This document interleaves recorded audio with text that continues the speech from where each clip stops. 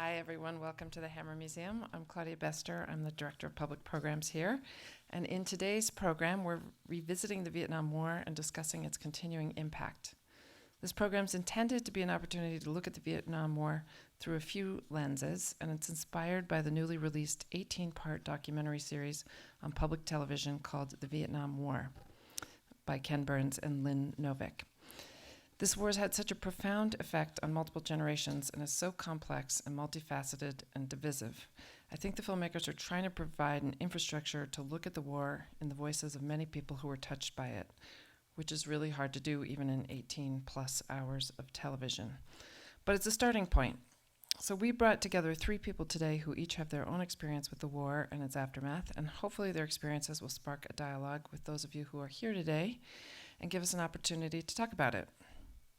So when I heard about the new documentary, I contacted the American artist Harold Fletcher, who did a really interesting project pertaining to the war, which I had seen 11 years ago. And so I invited him to participate in a program to talk about the Vietnam War. And later I was introduced to the scholar, Chun Li, via an archivist I had read about in the newspaper. And Chum introduced us to Luam Dinh, who's a veteran of the South Vietnamese Air Force.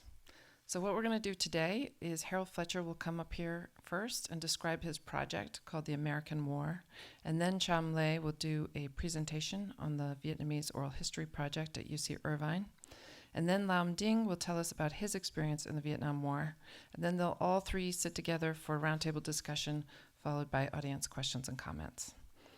So now I'd like to introduce artist Harold Fletcher. His 2006 project, The American War, brought the Vietnamese government's War Remnants Museum in Ho Chi Minh City to the United States in its own way, which you'll hear about in a moment. Harold did his undergraduate work at the San Francisco Art Institute and went on to pursue a Master's of Fine Arts from the California College of the Arts. And he's produced a wide variety of socially engaged, collaborative, and interdisciplinary projects since the early 1990s. His work has been shown at major museums throughout the world, and he was a participant in the 2004 Whitney Biennial, the 2007 Mercosul Biennial in Brazil, the 2012 Shanghai Biennial, and the 2014 CAFM Biennial in Beijing. From 2002 to 2009, Fletcher co-produced a participatory website with Miranda July called Learning to Love You More. Since 2009, he's collaborated with Jens Hoffman on the People's Biennial, an ongoing exhibition project devoted to locating and presenting under-acknowledged art and artists from across the United States. Fletcher is a professor at Portland State University in Portland, Oregon, where he's the director of the MFA in Art and Social Practice, a program he founded in 2007. Please join me in welcoming Harold Fletcher.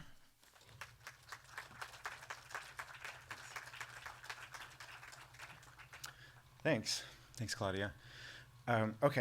So I'm going to just sort of talk about this project that I did over a decade ago, and that I'm happy to be able to revisit and learn some more in relationship to. So in 2005, I was invited to go to Vietnam to be a part of an international artist residency that was sponsored by the Ford Foundation. Brought together about 30 artists, mostly from Asia. I was the only one from the U.S. And I was really interested in going there, partly because the war in Iraq and Afghanistan were going on. And I knew that those wars were in some ways connected to what had happened in Vietnam, but I didn't really know in what way. And I realized how little I knew about the Vietnam War at that point, other than things that I'd seen in Hollywood films. And so I thought this would be a great chance to go to Vietnam and then talk to people who'd experienced the war and learn more about it, while I also started to begin doing some research on my own. This is just a shot in Saigon, or Ho Chi Minh City. So it was formerly called Saigon, and then after the war, it got renamed Ho Chi Minh City. People sort of use both names from it. But it's also kind of, I guess, maybe also something to introduce here, and because people probably have a variety of different levels of knowledge on all of this, I guess I'll just sort of assume that maybe people don't know these things, but I know that lots of you do. But really the Vietnam War was a civil war, and the North and the South were the two sides of that. Ho Chi Minh City, or Saigon, is in the South. And so when the U.S. left and the North took over the whole country, then they got to sort of rename things and represent things as winners of wars get to do. And so one of the things that they did as well is that they created museums, and there's two predominant ones, one in Hanoi in the north and one in Ho Chi Minh City in the south, that represent what happened during the war. And as I was there, people kept referring me to this museum in Ho Chi Minh City that's called the War Remnants Museum as a place to go if I was interested in learning more about the Vietnamese perspective on the war. But when I say Vietnamese perspective, just to be clear, that's the North Vietnamese perspective that then eventually took over the South. And so it's the federal perspective on the war. So it's definitely a government perspective, a Vietnamese government perspective representing the North and the victors in that war, which is complicated and something that may come up in our discussion here too. So anyway, this is the sort of front yard of the War Remnants Museum, and they actually have remnants from the war, like helicopters, jets, and tanks and bombs. And then on the inside, they have primarily a set of photographs with explanations that sort of covers the 10 years of U.S. military involvement and some preview to that and some of the aftermath of that. And some people might refer to it as a propaganda museum. We were just discussing this in the back room here, and so I think that is one perspective to have on it. That it's, like I was saying, the North who took over the South, getting to represent the war from their perspective, their sort of government perspective. So anyway, so there's a set of photographs, some of which I was familiar with, and a lot of them that I wasn't familiar with. And just as to be warned, there's some pretty graphic images that come up here too that are pretty hard to look at. But one of the things that I thought was interesting, or there were a few things. So and just let's see, I think this is So this is a photograph. This is the label that went with the photograph. So this is the bottom of that photograph. I've just composited the two so you can see the image and read the text at the same time. And I've done that with a series of these images just so you know how that works. And so it's both in the label's both in Vietnamese and in English, and that's partly for English-speaking people coming from places like the U.S., but it's also because in Asia that's a more common language. So like the other artists that I was there with who were from other parts of Asia didn't speak Vietnamese, but many of them spoke English. So it's by having English there, it was a way to make it more available to a broader audience. But one of the things that was interesting was that this was a photograph then of basically waterboarding, or sort of like a improvised waterboarding, and that was like something that was coming up again in relationship to the wars in Iraq and Afghanistan. And so I was sort of seeing some of these things reappear. And then there's just horrific and gruesome images that you'd see from any war. And this is actually, one of the things that was curious to me also was that a lot of the photographs that were presented in the museum were actually re-photographs from magazines and newspapers. So this was from Life magazine, and they credit Life magazine, but I'm sure they didn't go through like the copyright process of acquiring it from Life magazine. So in some ways it's almost like a bootleg. And that was intriguing to me because I was running into lots of bootlegged things, and in front of the museum people sold bootlegged books about the war, like Robert McNamara's book or other books like that, and I actually acquired one of those, and I was just interested in the idea of kind of making these facsimiles of things, including these photographs. And this was another Life magazine. This is for, documentation of the My Lai massacre that they reported on.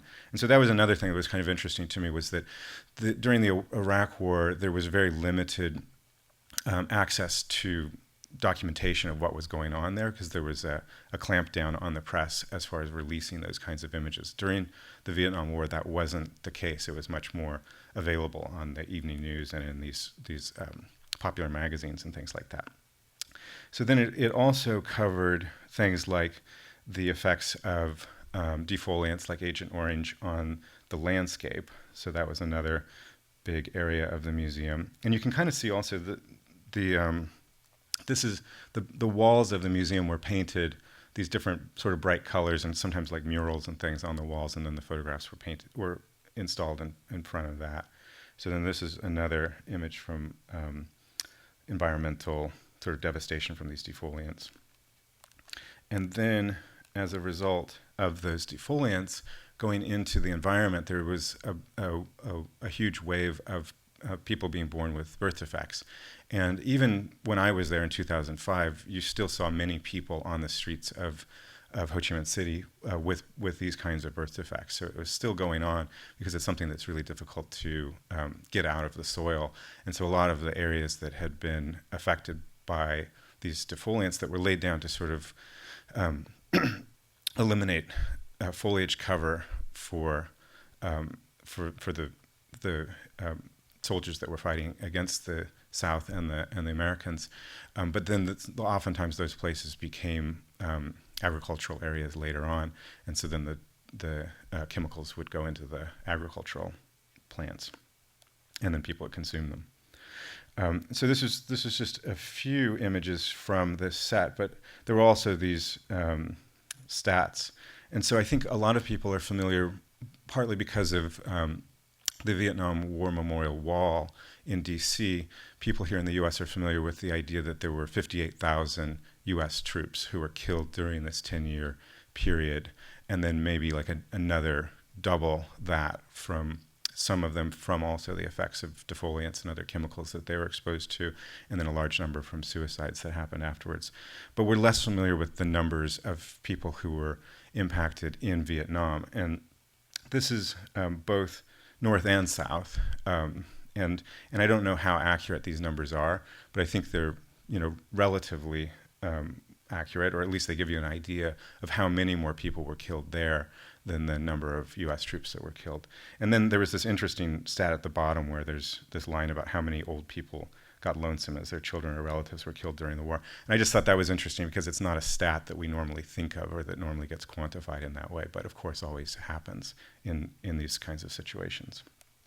So after seeing it, going to it a couple of times, the museum, I was really taken with it, partly because, as I said in the beginning, I didn't really know very much about the Vietnam War or about Vietnam really prior to my trip, and I was trying really quickly to learn as much as I could, and reading books and doing those kinds of things and talking to people.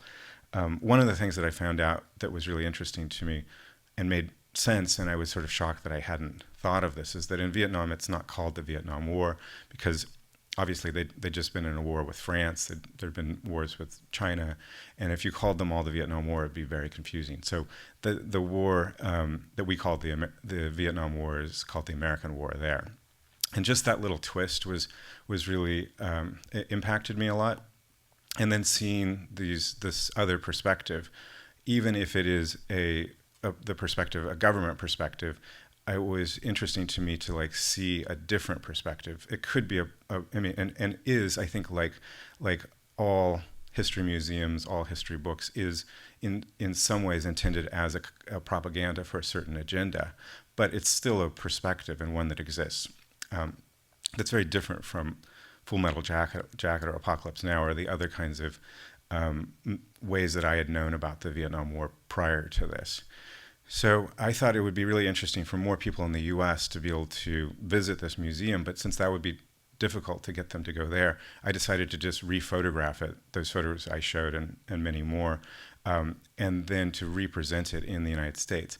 And this in some ways this is like a little side note into contemporary art, because I'm trained as an artist, and I was aware of things like Richard Prince and Sherry Levine, people who'd done appropriation art where they'd re-photographed existing photographs. And so in some ways, I think I was using those approaches, those contemporary art approaches, and I decided that I would just appropriate the museum photographically and bring it back and make it clear that it wasn't my perspective or my position.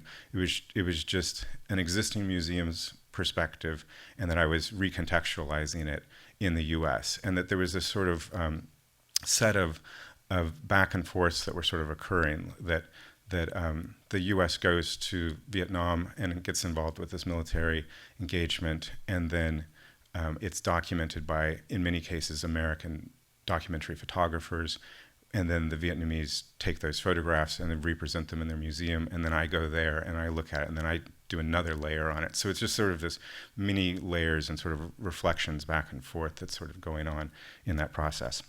Anyway, when I got back, I went to go do another artist residency in San Antonio, Texas, at a place called Art Pace, and I decided to recreate the museum there for the first version of this. And I wasn't sure if it was going to travel more at that point or if that was going to be the only one.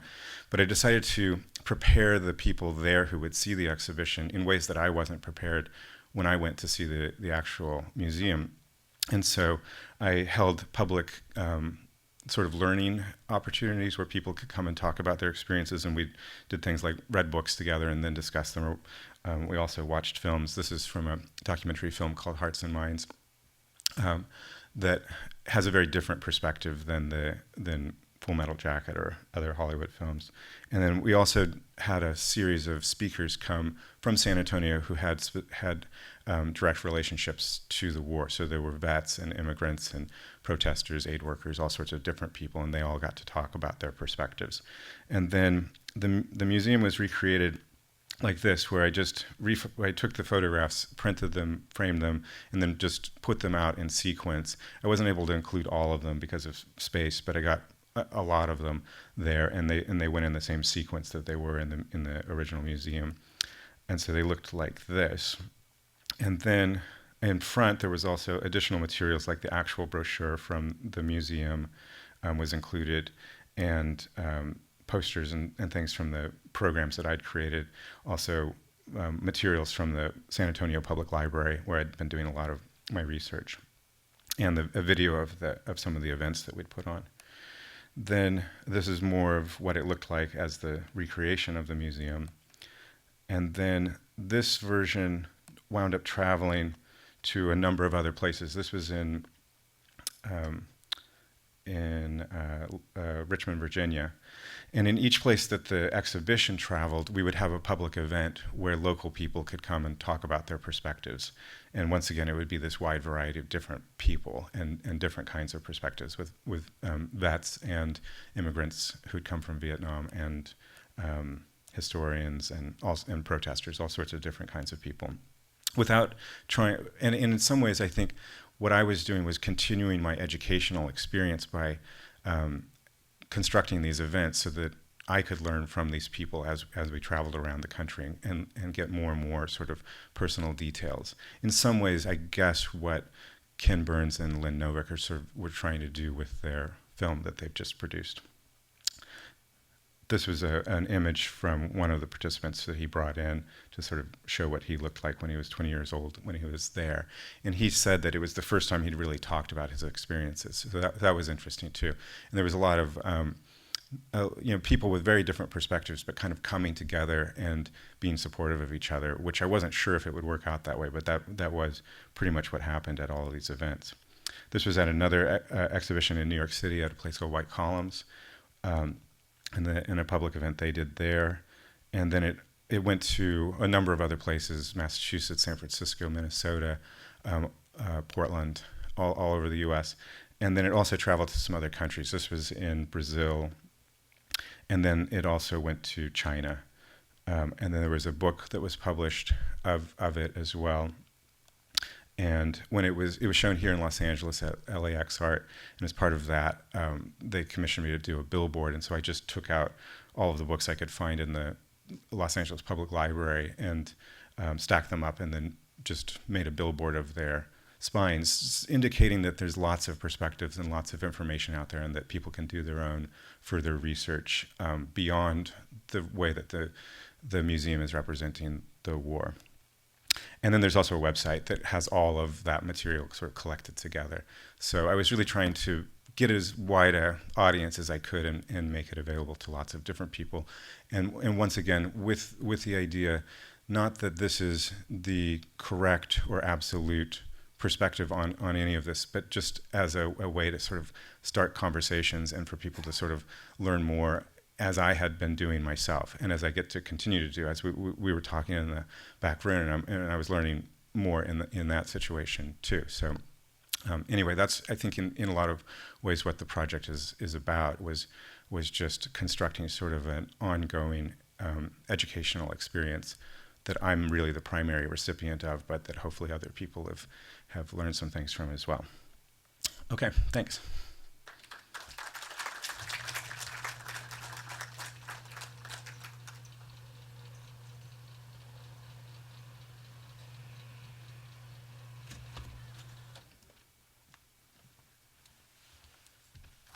So now I'd like to introduce our second presenter. Chun Li is the Associate Director of Viet Stories, the Vietnamese American Oral History Project at UC Irvine. Previously, she served as the Interim Director of the Center for Asian Pacific American Students at Pitzer College and worked as the Community Bridges Program Manager at the Ford Theater Foundation.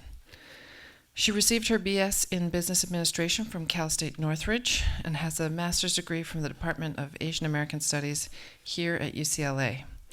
Her master's thesis, Finding Home, investigated the journey of first-generation Vietnamese in Orange County, California, through oral history and performance art. She co-founded a pioneering Vietnamese American theater troupe called Club O Noodles, and she's a board member of the Vietnamese American Arts and Letters Association. In 2003, she was a founding co-director of the biennial Vietnamese International Film Festival, which has been hosted at UC Irvine and at UCLA and showcases films from around the world. And after her presentation, she's going to introduce our third presenter, Lam Ding.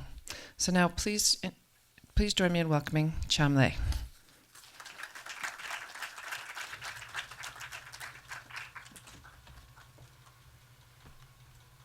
Thank you, Claudia. And as Claudia and Harold had mentioned, this is a very complex war with many layers, and it is not black and white and can't be distilled into this 1.5 hours. But I appreciate that Harold took another perspective and that the Hammer Museum is giving us a platform and space to talk about all these different, or at least explore and touch on all these different perspectives.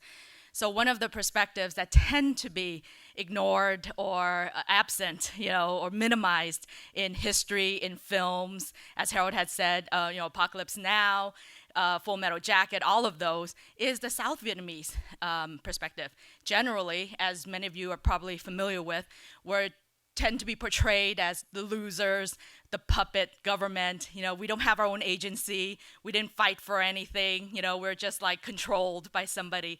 And so that is a perspective that I'd like to present today that we've been able to gather and collect before these people pass on.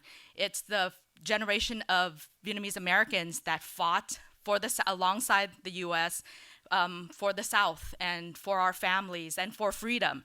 And we made choices. We weren't just led along or waited for somebody to rescue us. And I think that's part of an important narrative that we want to get out, is that we're not these victims in this war. We fought, we made all these choices. So Viet Stories, Vietnamese American Oral History Project, was founded in 2011 and initiated by Dr. Linda Trinh Vo at UC Irvine. And it was from the impetus from the community that started this project because, with the proximity to Orange County, where there are, as you see, this is from the 2010 census. So by now it's a lot larger than that. But Orange County has the largest Vietnamese population outside of Vietnam. It's actually considered like the capital of the Vietnamese community overseas. There's at least at this point 1.8 million Vietnamese people living in the US. And that number is a little tricky because there are a lot of ethnic Chinese who lived in Vietnam who were also refugees, but when they're here and they look at a census, they might mark Chinese as opposed to Vietnamese, since they're usually only given a few choices. So this, with this community being so large in this vicinity in Southern California, and yet nothing was being collected about their stories, their history, their experiences. And so Viet Stories decided, we need to do this. It actually took 10 years to raise the money for it because we're still, relatively speaking, a very young community. We've only been here a little over 40 years, and that's after the end of the US involvement in the war. So we were still rebuilding our families. We're still resettling, trying to put food on the table, trying to put our children through school. So the last thing on a lot of people's mind is how do we capture these stories? So with Viet Stories, we're able to collect over 450 oral histories, and that's in Southern California alone, since that's the resources that we have, is to collect these life stories from these Vietnamese Americans.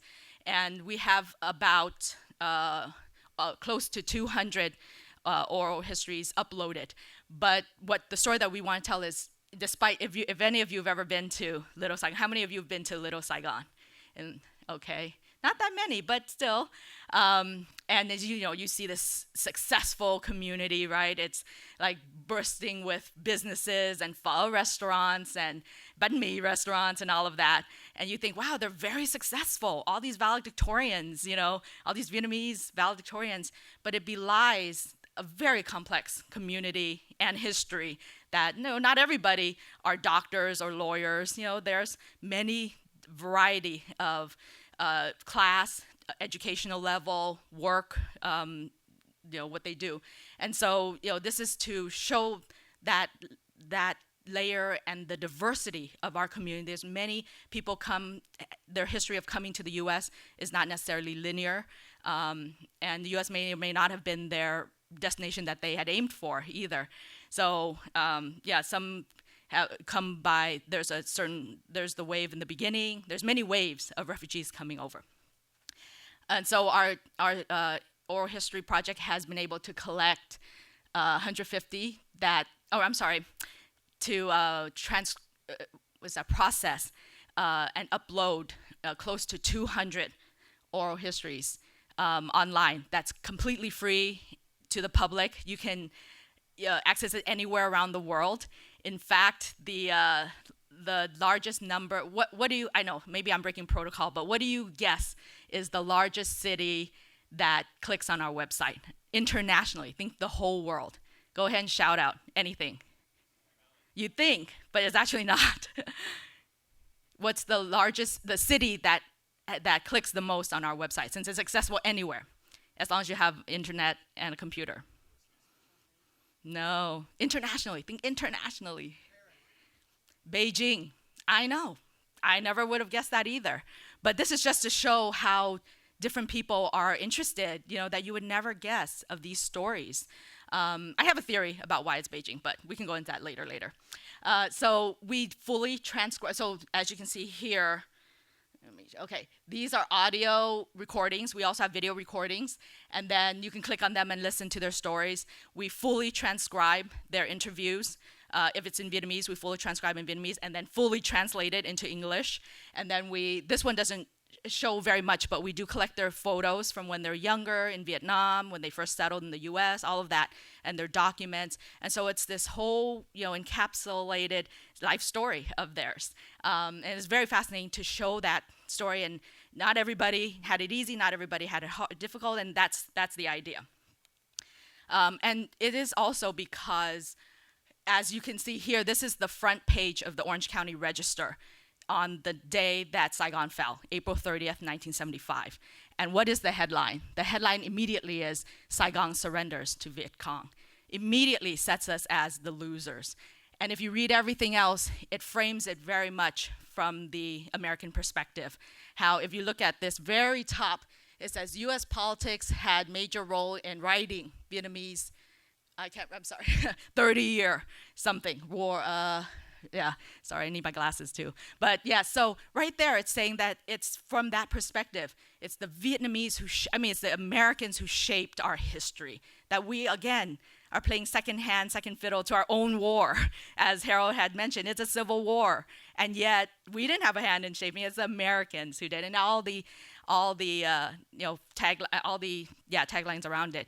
And even the photo in the middle of the refugees leaving the plane, there's no mention, no names of any of these refugees. They remain nameless. And so we want to add their name to history. And to remind everybody that Vietnam is a country and not just a war. There are people with full lives, with families, jobs, all of that way before the war, during the war, and then they continue to do so afterwards. So this is a family who is Catholic, and so this is before the end of the war, and she actually had to flee in 1975. She was evacuated, even though there was no evacuation plan at the time, no official evacuation plan, but she was evacuated in 1975. Her husband had told her, go ahead, go before me, I'll be right behind you. Here's take the $200 in case you need anything. They had 9 children together, the youngest being 9 months old, the oldest being 19 years old. And, he said, don't worry, I'll be right behind you. So she got on, she went to the airport, and before you know it, they bombed the airport, landing strip. They bombed the airport around the Tân Sơn Nhất airport, for those of you familiar with that. And so he couldn't follow her. And so she had to take off. She essentially became a single parent in the US, working at a bikini sewing factory, making bikinis in those piecemeal factories that pay you 5 cents, to sew something. And all her children too. They had to work at McDonald's, cleaning toilets, putting themselves through school. And this was like a very high-ranking officer's wife, who in Vietnam didn't have to do any of that. She had housekeepers and all of those people. And all of a sudden, coming to the US, now you have to scrub toilets. So it was very difficult and different to adjust. And then finally, 15 years later, so her husband was put into Reeducation camp, which is really euphemism for a concentration camp because it was very hard labor. And 15 years later, he finally is reunited with them. And, I think like 8 years after that, he passed away because, he was older and frail from being in the camps. And it was just a very difficult time because imagine being away from your parent if you're 19 months old, growing up with no father for 15 years, and all of a sudden some man shows up and says, hi, I'm your father, and now I'm in charge. And she was in charge all this time, and now having to give that up. So very difficult adjustments, a lot of being ripped apart, families. It was a tremendously, incredibly difficult transition that many of these people had to make, but they had to decide that because for many of them, it was much better. They'd rather die than stay in a country that's governed by a communist regime because of the cruelty that came along with that after the war, after the US left and after the Saigon fell. So she is one example of that. And also, many people don't know of the Vietnamese who were in the U.S. before 1975. A lot of times we think of Vietnamese American history as beginning in 1975 at the end of that war. But there were many people who came who were international students, who were married to American citizens, and they didn't have to be military. They could be contractors or military training, because at that time, and as some of you may already know, it was never an officially declared war by Congress. So it was actually referred to officially as the Vietnam conflict and not the Vietnam War. Colloquially, obviously, we all know it as the Vietnam War. But the official role of the U.S. government was to be advisors. And so they sent and paid for Vietnamese military men to come over and train in the U.S. And sometimes some of them got stuck if they came very close to the end of the war, which happened to a lot of people. They are stuck here, their bank accounts are frozen, and they have absolutely no money, because they can't access anything. So that happened, there was a lot of fluidity back then too. It wasn't just this rigid post-1975, then Vietnamese appeared in the US. But in 1975, there was the evacuation, and that was the first wave, actually. And that group tended to be a little bit more of the elite. They were the ones who were a little bit more educated, and that's why they were able to work with U.S. government, U.S. military, as translators, as employees, secretaries or alongside them. And so they were able to have the connections and the language skill and the paperwork to leave Vietnam at that time. So those were the evacuees in 1975. And they were put into 4 camps, one of 4 camps around the U.S. Well, after they left, then they went, to Guam and to the Philippines to be processed, not flown necessarily directly to the U.S. And then from there, they ended up in camps like this one is Camp Pendleton down in San Diego, near San Diego. But there's 3 others around the country. There's Fort Chaffee in Arkansas, Eglin Airport, I think, in Florida, and Fort Indiantown Gap in Pennsylvania. And as you can see, the tents are just thrown up. There's no housing because the military was not ready for this. There was no plan in place. So when they heard 125,000 refugees are coming over, they're like, uh-oh, we better put up something quickly. And so many of these families, were in these tents waiting for sponsorship into the U.S. because as a refugee, you cannot just enter the U.S. You have to have somebody sponsor you to assure that you have financial, support, things like that, so that you're not relying so heavily on social welfare. And at that time there were many people, particularly from the religious communities, who felt it was their moral obligation to help these refugees and house them and help them, even simple as how to drive a car, how to look for a job, get enrolled in school. But after 1975, since so many intellectuals were leaving because they knew what the communist government were capable of, and they were actually being persecuted because they're intellectuals, they could question the government, that they were being killed off, put into Reeducation camp. So if you knew that, you were going to get out quickly. And so at some point, so many people were leaving that the communist government made it illegal to leave. They stopped that migration. And so people had to leave very illegally. And that's why they stuffed themselves into these tiny fishing boats with technically should have a capacity of 15 people max, and clearly that is more than 15 people on that fishing boat. And so they left in very, very dangerous ways, facing Thai pirates who started off as fishermen but became opportunists when they noticed that all these people leaving, some of them would have gold and jewelry on them. They see a lot of women on board that are vulnerable. So many of them face death, rape, starvation. There were they estimate, because there's no way you can keep track of people who died at sea, but they estimate about 2 million people fled Vietnam after, and this is around, I wouldn't say that's beginning from the second wave, which is about 1979 with a lot of the ethnic Chinese, till about mid-1990s. 2 million people left, and half of them perished at sea. So either lost or died at sea for different reasons. And naturally, you understand why nobody's going to record that. They're not there for the paperwork, but that's the estimation. So they would pack on, and they would pack inside like sardines in there, and they had to, of course, bring their own food and cook their own food because, how else are they going to eat? So some trips lasted a few days, some trip lasted a few months, and in the high sea with 5-story high waves, it's not very easy. But they would rather risk that, and knowingly too. A lot of families would have to split up siblings.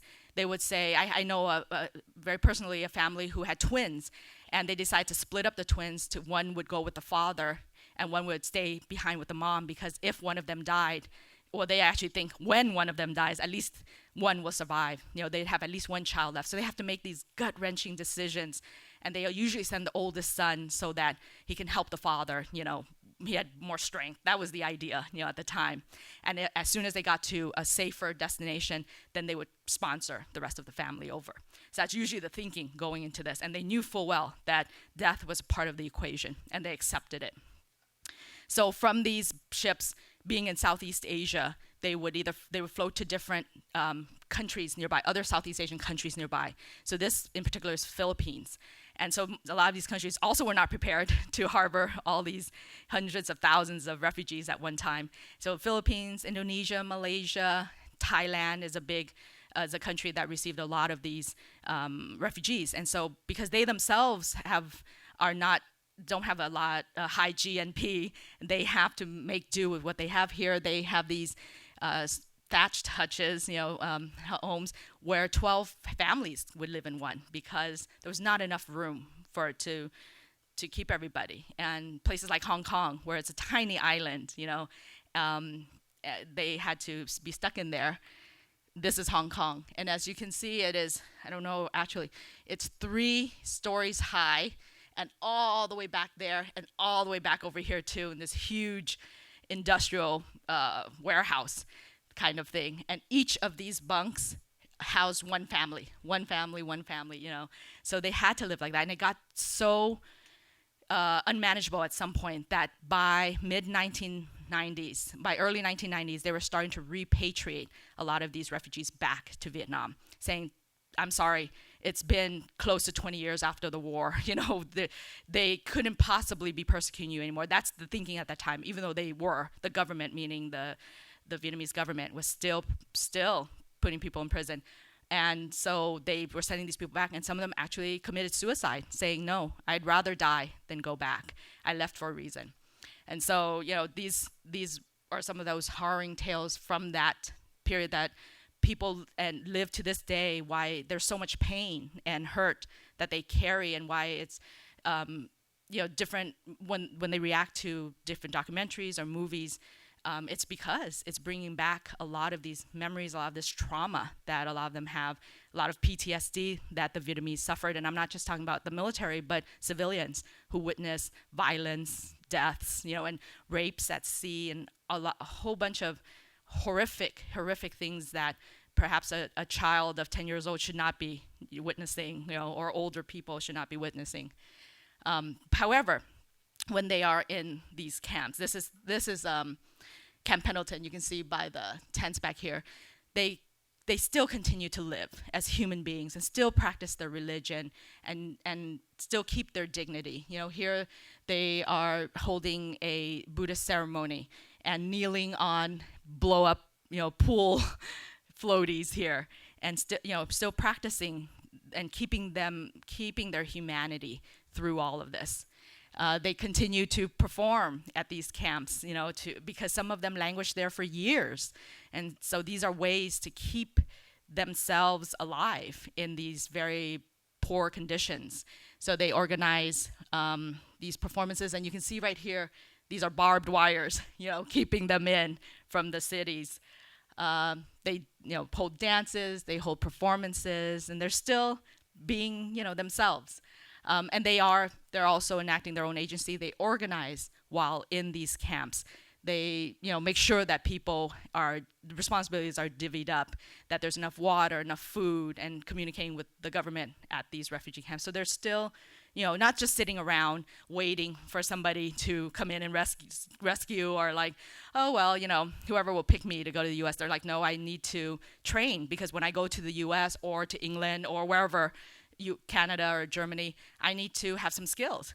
And so they would be trained to fix typewriters, say, or, you know, and I'm sure nobody grows up saying, I want to grow up to be a typewriter fixer, you know, but these are things that some of these people are highly trained, highly educated, but still have to retrain themselves to be viable in their new society. And this was the very first newspaper that was created in the US. It's called Novia Newspaper. It's the largest, this day, it's the largest circulated community newspaper. And these were the newspapers that actually saved a lot of these. And these two gentlemen up here are the founding editor and printer and editor in chief. And these were the newspapers that sometimes saved these people's lives, because in communist Vietnam, everything's censored. No, you don't get the real news. You will get things like the Remnants Museum, you know, that shows one side, that the communist was right. We did this for a reason. We liberated the country. We united it. But they don't talk about all the other atrocities. And so these newspapers would tell the truth of what happened to these men and women who were thrown into Reeducation camp. And they would also list people who were missing, so that if you wanted to list people that, you know, that you lost along the way or you left behind, you would print their names in there, and if they happen to see it, they can call in and say, that's me, you know, and I'm across the country, somebody sponsored me, I was able to get out of the country later. And so these were very useful resources for the Vietnamese community. It kept them going, and that's why to this day the community relies very heavily on printed newspapers like this. It's still one of the communities that still buy a lot of subscription for printed news. And so because of this dearth of the stories of Vietnamese Americans from the South and who had to flee the country, my co-authors and I were put together, from Viet Stories and the Southeast Asian Archive at UCI, put together this book from the Arcadia series. I'm not sure if some of you may be familiar with this. They do these kinds of books, and it's the first and only Vietnamese about the Vietnamese community at this point. And we also put together an exhibition to show that journey, to show the Vietnamese American experience that included artifacts from people who left that their children now don't even know how they came. This was a boat person, and he kept everything. He's an archivist's dream because he's a pack rat. So he kept everything, including the jeans that he wore when he walked across the border from Vietnam through Cambodia, became a boat person to Thailand, and then went to the Philippines, and then resettled in the US. He wore that exact same jean, and then he saved it 28 years later for his children so they would know the story. But for a lot of them, they don't know. And if he had never, actually, I teach a Vietnamese American experience class, and part of their project is to have an oral history, do an oral history interview as a final project. And had it not been for that, she would have never known and would have tossed it if he had passed away. So yeah, so these are, and this is, I think, a very interesting, this X-ray of a chest is to show, they had to pass through very strict health screenings before they could come into the U.S. Most refugees have to do that because nobody wants to accept diseased people, right? Refugees, you got to take care of them. So that was a very rigorous process. If there was any speck of anything that hinted that you could possibly have any disease at all, in this case TB, you were rejected immediately. And so that's why some people languish, because they only offered this screening once a year. So if you didn't pass it that year, you had to wait till the next year. And it's not comfortable being, as you saw, in these refugee places, camps. And so yeah, he kept including his, for those of you who are old enough, his plane ticket, tags in the bag that from the International Office of Organization Migrant, something like that, I'm sorry. So, and also the paper that allowed him to migrate to the US. And one final thing is, part of the exhibition, we include artwork like this, which I think is so powerful to tell these stories, to tell especially stories with trauma. You can write about it as much as you want in these in panels like this, but it's these art pieces. That one is actually made up of mourning bands, which Vietnamese people wear these white mourning bands on their heads to signify that they are family members of somebody who just passed away, as a memorial for the children and for civilians who died because during the war. We have tons of memorials for veterans, for people like that who fought in the war, but nothing for the civilians, the people who suffered. And so these are children's images imprinted. Back in the 90s, people who survived and were able to come to the US would send in letters to nonprofit organizations or radio shows with a picture attached of their family members. And it tends to be young girls who get lost like this. Maybe the Thai pirates would kidnap them off the boats, and they would send a picture and say, and with a description of these young girls or young boys, and the last time they saw them, what they were wearing, and send it off to all these places, and say, can you please announce this on the radio? And so an artist took those images and printed them onto these mourning headbands with portions of the letters on it, that 99% of these children are never found again. And so it's these kinds of tributes and stories that are so important to our community, and it allowed our community to mourn. Because once you get here, there's a Vietnamese saying that says, you have two eyes in the front to look forward, not so that you don't have to look back. So just keep going. And we, as a community, actually never allowed ourselves to mourn like that. And so these kinds of exhibitions were so powerful to tell our stories out there. Thank you very much. And so before I end, I'd like part of Viet Stories, which the next person I'm going to introduce has shared his oral history interviewed on there, and it's my pleasure to introduce him up here. Long Dinh, who was fought in the Air Force for 12 years alongside the U.S. Air Forcemen, and also was in Reeducation camp for 7 years. And he was separated from his family for 15 years, because after he got out, he was still not able to leave the country. And his wife, who came over before him for 15 years before him, and who was also a single mom to three children, finally was able to sponsor him over. So my honor to introduce him and invite him up here to tell his story and his experiences. So please, Long Dinh, come on.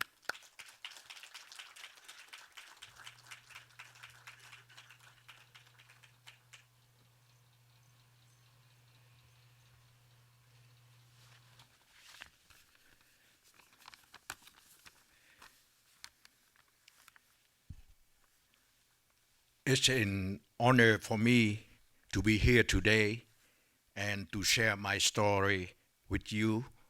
A story of a South Vietnamese soldier, a prisoner of war, a family separated for 15 years, reunited and grateful for the life we currently have. People have defined and called this war by many different names. Vietnam War, American War, Civil War, ideological war, proxy war, etc.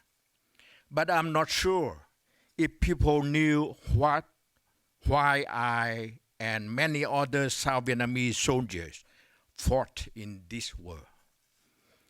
I want people to know that it was a war that South Vietnam had to fight to defend the free and democratic society that we had at the time. We simply fought to defend ourselves and to keep South Vietnam from falling to communism.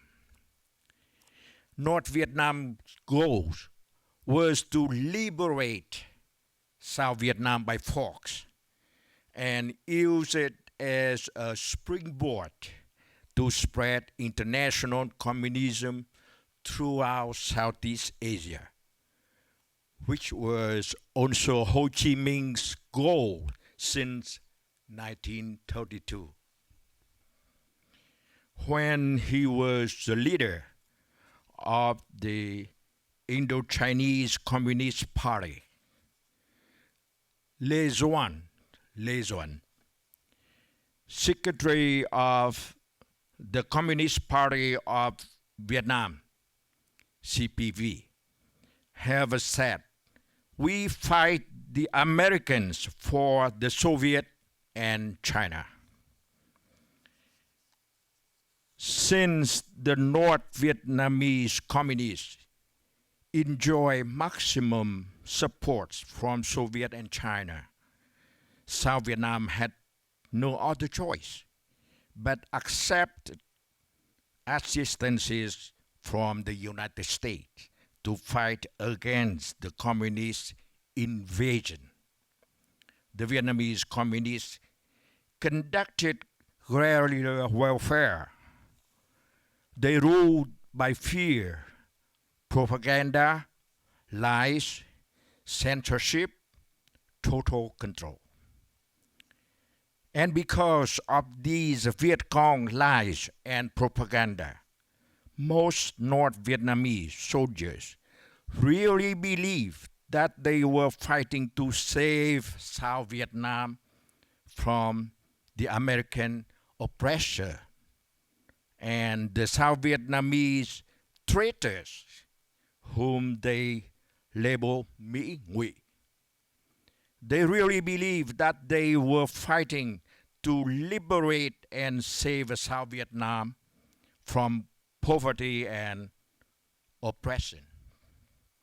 Then they all realized that they were deceived when they finally came to the South and saw how modern and advanced of a society South Vietnam was, and that they themselves were the ones that were liberated. If the war ended there and then, it would have been end of story. If the new Vietnamese government could work with all Vietnamese people to build a strong, united nation, it would have been end of story. But the country turned for the worst after North Vietnamese communists took South Vietnam. They took revenge on South Vietnam. They rounded up hundreds of thousands of South Vietnamese officers and government employees and put them in Reeducation camps, which were hard labor camps. I was detained in these camps for almost 7 years. I still have nightmares. They also forced millions of educated people and their families to the new economic zones, which were essentially hell on earth, where many have died because of extremely harsh, unlivable conditions. That was one of the many reasons that prompted people to want to escape the country by foot, by boat, by any means they could. And that started the waves of millions of Vietnamese boat people and refugees. So for us, Vietnamese, the Vietnam War did not end when the Americans left Vietnam. The Vietnam War did not end when the communist Vietnamese took South Vietnam. The Vietnam War should include the stories of hundreds of thousands of honorable men who were taken away to rot in hard labor camps. The Vietnam War should include the stories of the millions of people who were forced from their homes to live in a place called hell on earth. The Vietnam War should include stories of the millions of people who changed their fate at piracy, rape, starvation, death than live in their own homeland. The Vietnam War should include the stories of the billions of people who suffered under the hands of the Vietnamese communists and who can freely speak out against them and their atrocities. In my opinion, it is very unfortunate and disappointing that those important voices and hard facts about the Vietnam War were only glossed over in episode 10 of If You Ask Me. Did the 18-hour documentary film series directed by Ken Burns and Lynn Novick cover enough stories from all sides of Vietnam War? My answer would be no. Because if it did, I believe the stories of the people that live and suffered through the aftermath of the Vietnam War would finally tell you which side is right or wrong in this war. South Vietnam fought and lost. We failed to defend freedom and democracy for Vietnam. We did not lose because we didn't fight hard enough. We did not lose because we didn't have enough heart to fight. We did not lose because we weren't brave enough. We lost because we were outgunned. We lost without the American support, and North Vietnam had the military support from Soviet and China. The Vietnamese people and Vietnam as a whole paid a very high price because of this loss. Vietnam suffered tremendously politically, socially, and economically under communism. We hope that future generations in Vietnam will someday realize the true values of freedom and democracy and demand them for Vietnam. And I am starting to see that happening in Vietnam very slowly by a few voices. But it is happening. So I am hopeful for a better Vietnam. At my age, I can only hope. I thank you again for this opportunity to present my perspective, a Vietnamese perspective on the Vietnam War. And I would like also to take this opportunity to express my sincere gratefulness and thanks to the American people who have opened your arms to receive my family. My wife is here with me today, and to give us and hundreds of thousands of other Vietnamese refugee families a second chance at life and better opportunities. We hope Vietnam will also, in the near future, get a second chance at freedom and democracy. Thank you.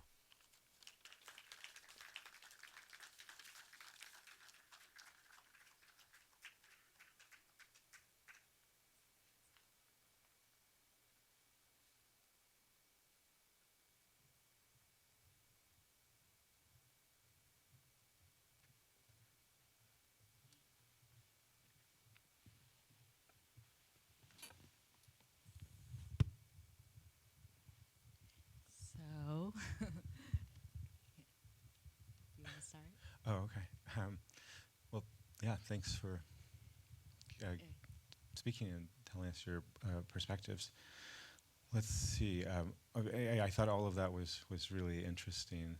One of the questions that I guess I came up with a little bit was in presenting from your center's point of view, the Vietnamese perspective, it seems like it is maybe really the South Vietnamese perspective. But should that be, like, that seems to be one of the things that people don't understand or know about, is this sort of division. And if it's being called just the Vietnamese, or even the Vietnamese perspective, or the Vietnamese American perspective, does that also sort of leave out the North's perspective? Well, that's a good question. But the North gets to have their perspective every day, all day. That's what they teach their children, right? That's what they teach. They have that country. They have full control of the country. All the history books have their perspective. They even get their flag in the international flag arrayed at the UN. So their perspective is already there. It's never lost because they won the war. It's our perspective that gets erased in Vietnam itself. The students there would never learn about the boat people or what happened after the war, So ours is really the one that is invisible in both Vietnam and here in the U.S. Well, in Vietnam, I understand that for sure, but in the U.S., it seems like it's almost the opposite, because there aren't very many people from the North that immigrated to the U.S., and so it seems like the perspective that is happening is the Southern perspective in the U.S. I understand that in Vietnam that's not the case. Oh, definitely. As a whole, the U.S. has dedicated, maybe when I was growing up, maybe a paragraph in their history books, when you learn in high school, and then maybe now it's a page, I don't know. But very little is dedicated to the Vietnam War as a whole. And as you said, perhaps it's already with the presumption that Vietnam is one country as opposed to divided up with different perspectives. So it's not just the North is, it wasn't singled out that the North perspective is not included. It's just as a whole. That's right. Yeah. So I don't think of that as, why don't we have their perspective here, and we're disenfranchising them at all. Not at all. It does seem like there is that perspective too, and that if we're talking about the Vietnamese perspective. This is where it gets really confusing, is because when you say that, we here don't really know what we're talking about, whether it's like which faction or which political. I mean, it would be as if people in another country talking about the U.S. perspective as if it was monolithic, and not that there's lots of different perspectives, and at very least there's sort of, a Democratic and a Republican perspective, lots of other ones, but those, as if, this is sort of like something that used to happen to me a lot during the Bush administration. I'd travel to a foreign country and they'd be like, "Why did you vote for him?" And I'd be like, "I didn't vote for him," as if the whole country was unified around that. And I think it's a mistake. Clearly, the North made many mistakes and caused many atrocities. Clearly, and I'm not at all denying that. But it also seems like a mistake to present everything from the Southern perspective here and not include the Northern perspective as well. And I know that just from talking to you, both of you, that you feel like the recent documentary didn't represent the Southern perspective enough. And so maybe what you feel like is that you're just sort of compensating for this lack of that in documentaries like the one that Ken Burns and Lynn Novick did.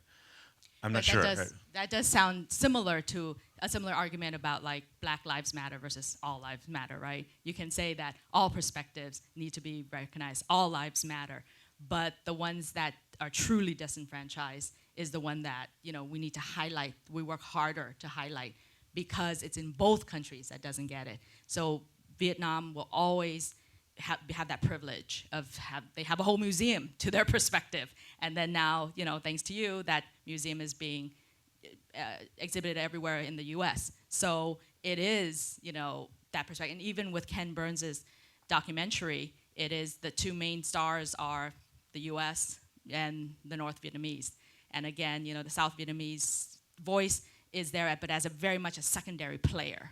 So that's why I think it's perpetually like that. So that's why I don't think it is our job, to say, oh, by the way, the North Vietnamese also have their reasons. What was their question out there? Oh, or no. Oh yeah. Oh. Or do you want to? I know I ran over in time. So if anybody in the audience would like to contribute to this discussion, as it is a discussion, any. Oh, yes, please wait for the microphone so that. I think you said, if I heard you correctly, I think you said there's no publicly recognized, say, interpretation of what happened to both people, how people suffered and so on after the fall of Saigon, people who fled Vietnam. So even with, I know it's not like maybe China where they don't allow like Facebook and Google, but in Vietnam there's no, say, internet availability to actually, for any general public to find information about, history, even if it was 30, 40 years ago? They do put up firewalls for a lot of sites, that are specifically, talking about this. And they, right now, to this day, they persecute dissidents or people who write about anything critiquing the communist government. They will imprison them. So they make it very clear that you are not to speak up about this. But if you want to, I'm sure there are always ways, right? But if you don't even think, because I have students who are international students, they're Vietnamese, they come over now, they were born and raised after the end of the war, and they have no idea. They're in my class and they have no idea what happened because it's all either minimized or erased. So they don't even know to look it up, But it is there. Like you could go to the public library and there's lots of these stories that talk about those things. It's true, it's not in the school's history books, but it is available if you want to do the research. Yes, but again, I think because it was such a large part of to this day, it is embedded in the American psyche, right, of this war, but yet in the history books itself that you teach on a daily basis, very little is dedicated. It's usually at the end of the book, and by the time school's over, you only have 9 months, and you spend so much time on the Revolutionary War, the Civil War, all of that. By the time you get to modern times, it's like, oh, time out, run out of time, we got to move on. So doesn't some of the blame for the refugee crisis and the boat people and et cetera lie with the U.S. and not organizing a way for those people to get out more easily? Yeah, potentially, but I think as Mr. Den had said, that if the communist government had done a better job truly uniting, truly working to better the country instead of following very Marxist ways or Mao Zedong's way of just eliminating a whole a section of intellects, artists. As you know, a lot of communist people do that because they're afraid of what these people might instigate in the common folks. Then the country, people wouldn't have to leave. So it's not solely just the U.S.'s fault in that sense. But yes, right at the fall, in April 30th, 1975, we all wish that the U.S. had more of a plan, had more foresight, or wanted to, and put in a plan for those who worked with them in the government, in the embassy, and all of that, because they were immediately threatened. But aside from that, what happened afterwards? If the country were prospering, nobody would leave. If they were not persecuted and punished, they wouldn't leave. So they're leaving for a reason. During the Clinton administration, Hoi Moi took place and a reconnection with the U.S. And at that point, a lot of people immigrated back, or not, maybe not a lot. I'm not sure what the numbers are, but many people who had been in the U.S. or in other parts of the world went back to Vietnam. Mm-hmm. Any thoughts or comments on that? I mean, things must have changed enough at that point that they felt like they could do that safely. Well, I think that's still up for you, but I'll let Mr. Din have a chance. So, Clinton. That the country changed. Yeah, did it?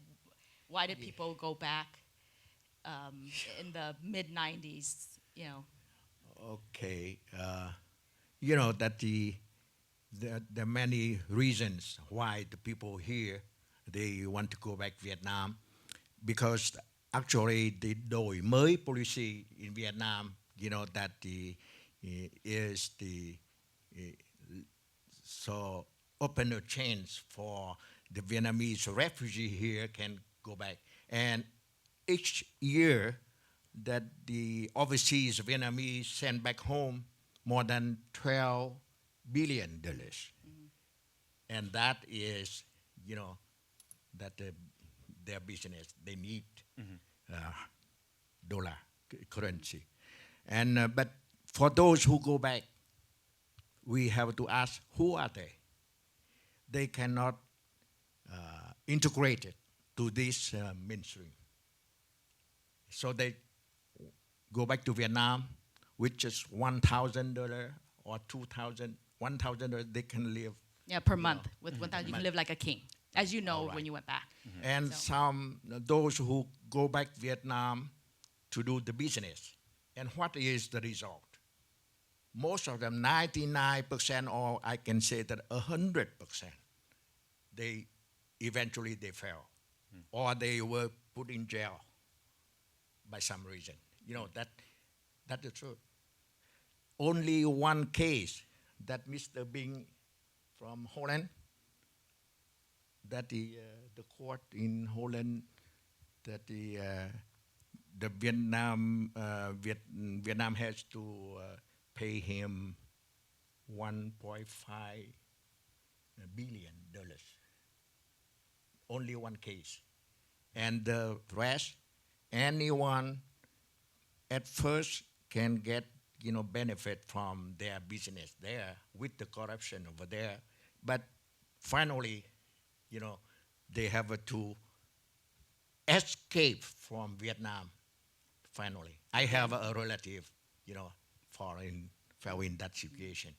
And so I think people try to leave Vietnam, even those who have a high ranking, their relatives, now they become very rich by corruption. Mm-hmm. And they come here and bought a lot of houses in Orange County, in Texas. With cash. So they come here, not to go back. Mm-hmm. Those who go back Vietnam, they are losers. They cannot integrate in this society. I can say that. Yeah. Well, just another perspective is sometimes I know for like the second generation of Vietnamese Americans, those who were born here in the U.S. I'm what's called a 1.5 generation, which means I was born in Vietnam and I came to the U.S. before I was 13 years old. So usually that's a lot of people are like that, where they have a little bit of background, but they haven't formed their entire worldview yet. So they're kind of in between like that. But then those who are, and the first generation, the way I define it is those who were born in Vietnam, matured in Vietnam, and then came to the U.S. So the second generation who are born here, there's this very complex identity politics where they do not feel at all American here. They tend to come back to Vietnam a lot. I actually have a lot of those friends, and because certain industries are not very generous to them here, like the film industry. You will not, it's very hard to be a Vietnamese American or generally a person of color and all of that to make it. So one of the places that is more receptive is Vietnam, because they get money, they get a lot of different things, so it's very attractive to go back for that, to make films, but even that is completely censored. You always have an official standing there. You have to submit your script. They cross out anything that has anything negative that they may perceive about the government or anything, the country. And as you're filming, they watch it and make sure that you're not sneaking in anything. And if the final product has anything that, again, would speak negatively of them, they would say, no, you can't release it. So it's a lot of not just red tape, but that kind of strict censorship. But some of these people, because, you could live very freely, very well. You can have a housekeeper, a cook, and all of that with much less income. But as regarding your experiences there, how did you feel? I mean, remind me what year it was, 2000? 2005. 2005.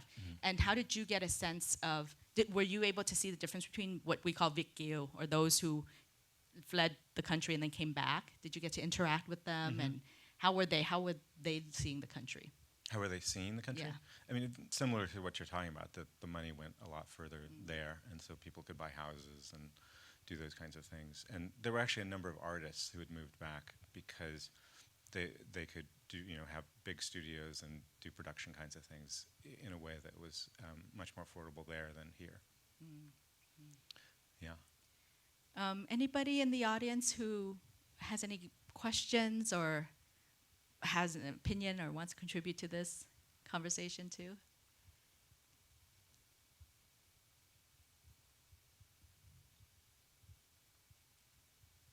Thank you. I think this has been an excellent presentation. Thank you. Sir, when you were separated from your family for 15 years, how did each side stay in touch? Were they able to know about your welfare and well-being? And so how did you know what was happening with your family during the 15-year separation? Okay, my family, my wife and 3 children escaped the country by boat and came here in 1982. I was put in jail, in the camp, and they moved us to the north, jungle, in the jungle. And at that time, we have no hope to be released because, I want to say this. Sir Robert Thompson, he predicted that if Viet Cong took over Saigon, so Saigon will become an ocean of blood. But it didn't happen that way. It worse than that. Because the sentence the communists give us is not a death sentence.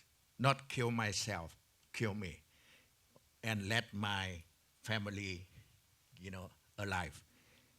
They give us what I call a life sentence, but the hard labor for the whole life, the whole family, and no parole. Yeah, that's why they have a program, they have policy, only release us, release from the camp if we agree with the family to go to the new economic zones, like back in the Highlander. now to answer that question, the reason I already, that they talk about the reason why million people, that they want to escape from the homeland here, even that they have to pay a very, very high price like rape or piracy, everything. And you know that. So my wife and 3 children escaped by boat. I was released after 7 years under the pressure of, that the international. And I still had to wait for 8 more years until the United States government and the Vietnam have an agreement to let us go to United States. If you go to Europe or Austria or Canada, so that you can, that they go away. But for my case, because we go to United States, so we have to wait until, that I don't know, they exchange some price. So wait until 1989, they signed that agreement. But how did you communicate with your wife? Sorry. So I have to wait until, let's see, 1985 or something. That's the first time Vietnam established the communication with the free world through Australia. And so that I have to pay, let's see, $30 or $50 for telephone, that long distance telephone.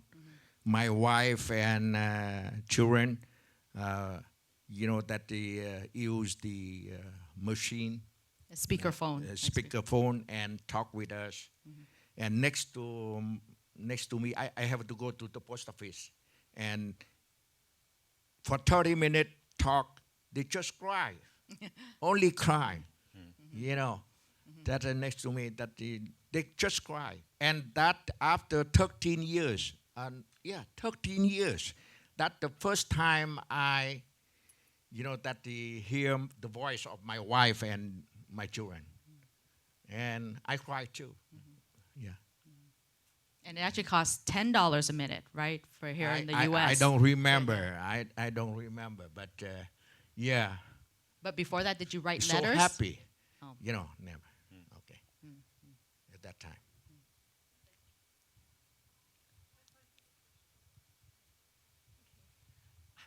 How do you view the prospect future now? I mean, you said there was still censorship, which has actually surprised me. Because obviously there's nothing in the news nowadays, that's sort of history. But do you think there is an improvement between the North and the South Vietnamese? Are they integrating better, and do you think that will improve or not really? For me? Sure. Yeah, the censorship. So that I talk about the Viet Cong at that time, before 1985, that even like the museum, the exhibition over there, only one voice is the voice from government. And even the history, that the only communists write the history.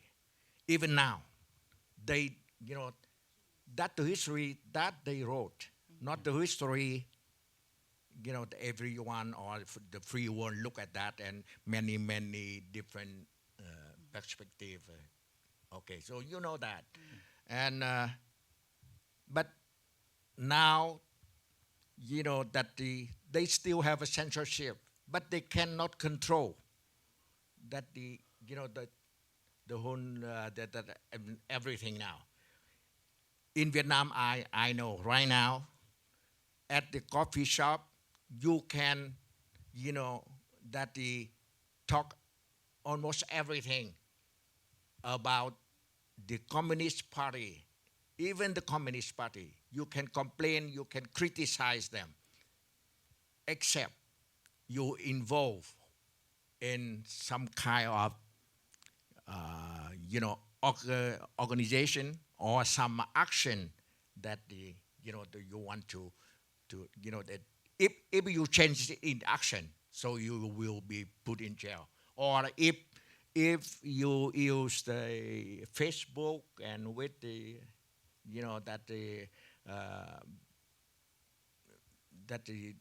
the information like that they against the government, and they decide, okay, now we put them in jail, and that become like a merchandise to negotiate with American.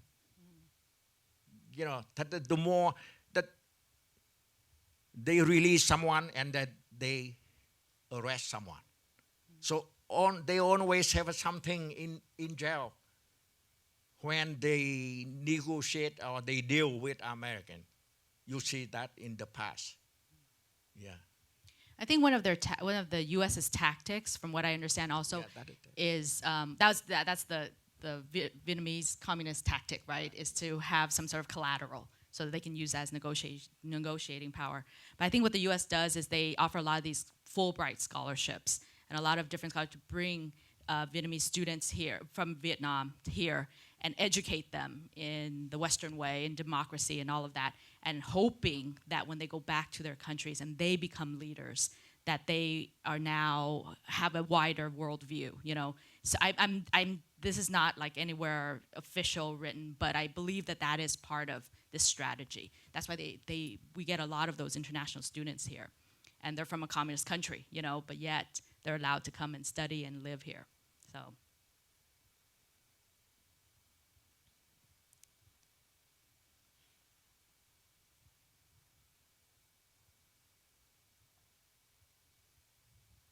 You, please.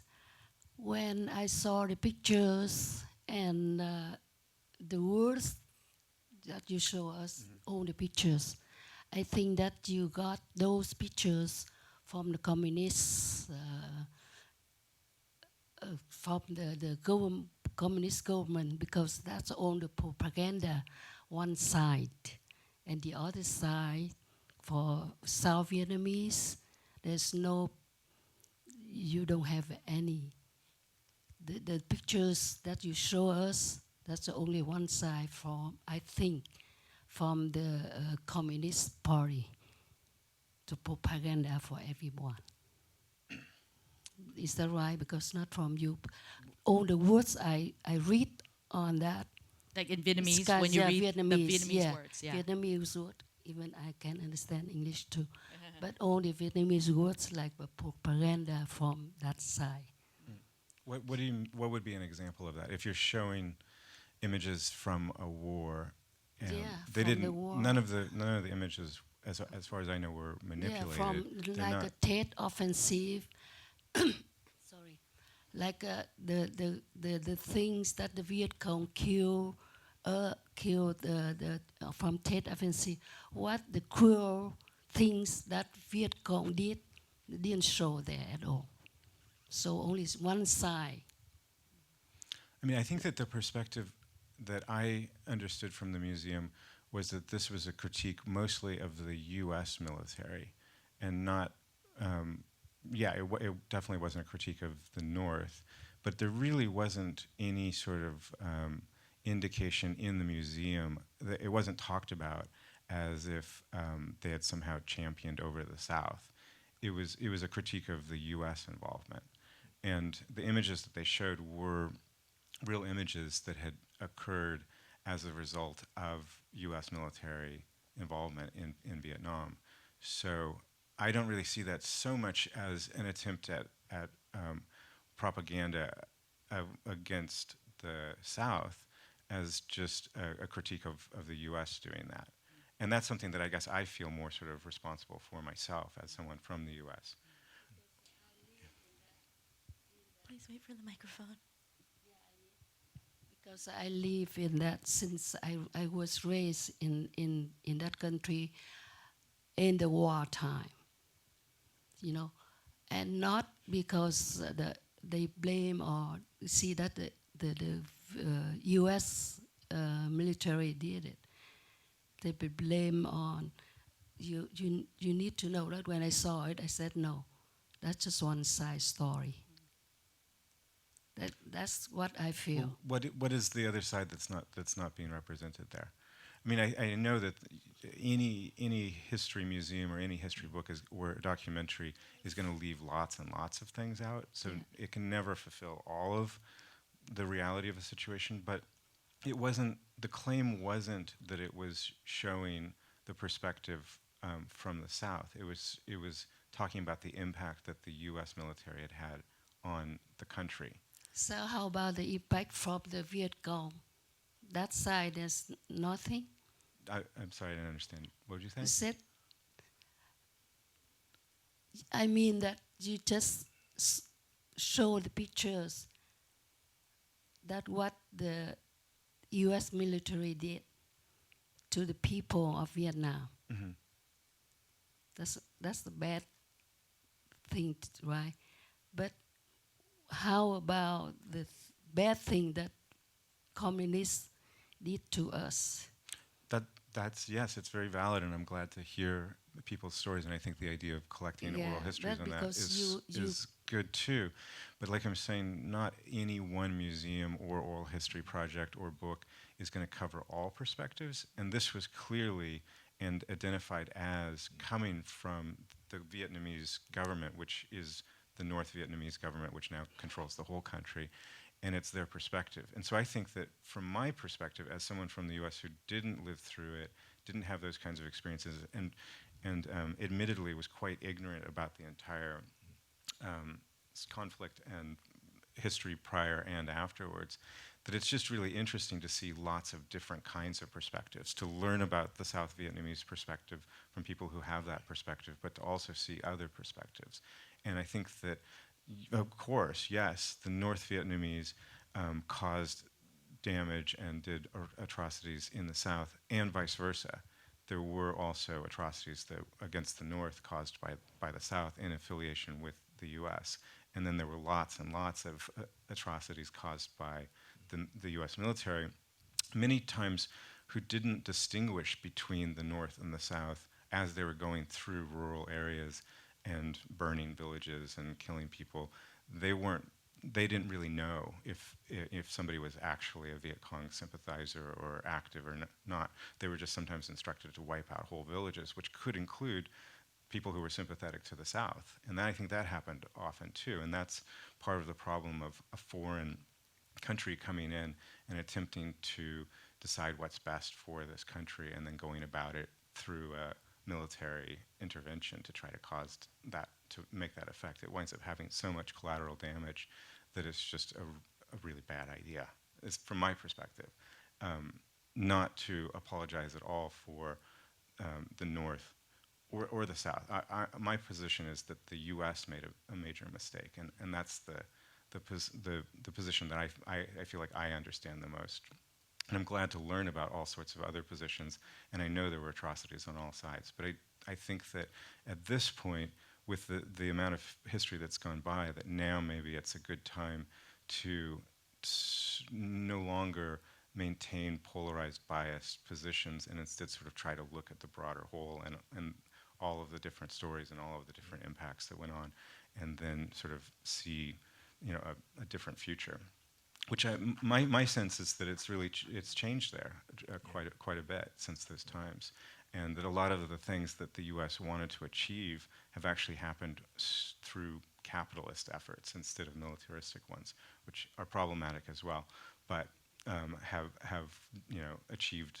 It didn't happen. Communism didn't cause a domino effect in Southeast Asia. None of the things that were used as the sort of reasons for doing this, they didn't happen. So it's time to look at it again, I think, and have a different a new perspective that's not that's not biased on one way or the other. Yeah, there's a picture they use, that Thank you. they use like a Napo girl picture. You remember? The napalm? Yeah, napalm. I think it depends on how you interpret the picture, like a Nepo girl picture. Right. I mean, she was from the South. Yeah, from the South. But the museum, they use that, but they do not explain the full story. This girl was sent, they use it as a poster girl, and they send her to Cuba for, training, but she asked asylum in Canada. She's not immigrate to Canada as a normal person, They actually had documentation of her living in Vietnam Yeah. now. But how she immigrate to Canada? She asked for political asylum, and communists, they failed to, that they put that on caption, so that half true is not the truth. And same thing, like you are familiar with the picture that General One, who shot a communist in civilian clothes on the street. That picture, that paid a very high price, that toward the American media here. But even in the movies, in the documentary of Ken Burns, they fail to explain, to tell the whole story. That even first the circumstance, I don't try to justify this behavior of that general, no. But I just want to tell the whole story of the picture. The general shot him. That the guy who just killed the whole family of 8 persons, 8 people, husband, wife, and 6 children, 10 minutes ago. And then the photographer, Adams, took that picture, and finally he publicly apologized to the general. And the rest of his life, a photographer, tried to straight the record to bring honor back to the general. So you can read on, that in American newspaper, everything here. So that in the film, the documentaries, and the narratives just want to show that is, how the picture, that the influence, that the effect of that picture to the media. But they failed to say, to tell the rest. I would still say that it's not an appropriate response to shoot someone in the head without a trial or anything like that. We don't. I mean, the anecdotal idea that he had done these things. That's interesting, but I don't. It still doesn't justify shooting. Yeah, the someone like circumstance is the battle. That is a battle. Even that the guy is in civilian clothes, but he just killed 8 persons, the family. He, Okay. He's a high-ranking, that a communist officer. Okay. In Saigon. Neither idea of these sounds very good to me. Yeah. But I know that photographs aren't always telling the total truth, and that's again why I think it's interesting to have lots of different perspectives and show lots of different. I understand. As I said, I don't want to justify or about the behavior. I don't like it. I hate it. But I just talk about the interpretation. You have the narratives, like you have a frame when you write a novel, and then you just try to pick up something to fit that narrative. Just like a tray pick, that in a line of a buffet. And you choose only, that is something you want to eat. Right. Yeah. So the same thing. So, But everyone's going to that buffet and picking their set of things, and there isn't some absolute truth that we can get to. Yeah, I think it's just a shame, and I think a lot of the South Vietnamese, the Vietnamese community here in the U.S. wish that more of that context was said, so that the audience can make up their own minds about what really happened, rather than just portraying, like he said, they already had a script, like they want these two main characters to tell that story. And so nothing can deviate from that. Otherwise, it would look weird. Yeah. So I think that's the idea, is give the whole story and not just show the photo that already is shocking and sensationalist, and then show the video of this guy having blood squirt out of his head and then say, oh, look at the cavalierness of this general, just like, and then he went to have a beer afterwards, so that, I think that reinforced more and more, silenced one side story, because the whole story was not true. So I think that's what he's saying about half-truths and, portraying. So if you truly are going to portray multiple perspectives, portray multiple perspectives and not just one more, privy one more to the other. Okay. Any other questions out there? Oh. Okay. Hi. So I would be considered second generation born Vietnamese American to both parents, both people, immigrants. And I think growing up in San Diego, I didn't know much about the war, but it wasn't until going to grad school, you're trying to figure yourself out and then ask yourself questions. I think this is a great conversation that's open to debate, right? Mm-hmm. We're not gonna get both sides of the story. There's a huge pocket in between, which is really open to interpretation, depending on if you're from the North or the South or the mid-section of Vietnam. Being first born in San Diego, it was just really interesting to see, to become an American, but also see immigrant parents raise you. But also interact with other children that didn't know much about the war. And I think in high school, we would see those really famous photos that you've talked about, right, the two.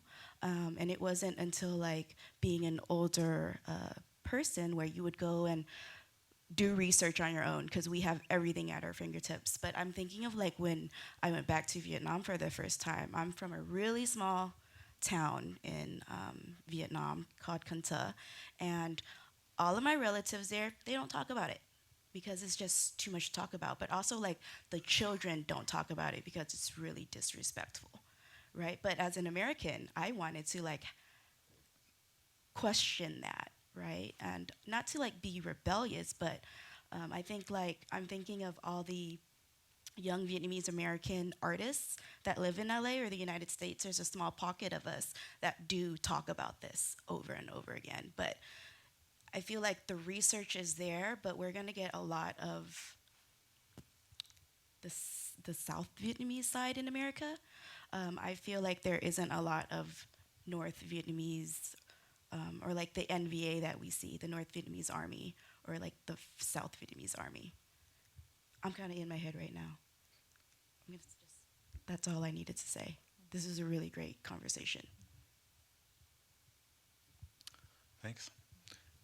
Anybody else? Or maybe we'll wrap up. I don't know. Oh.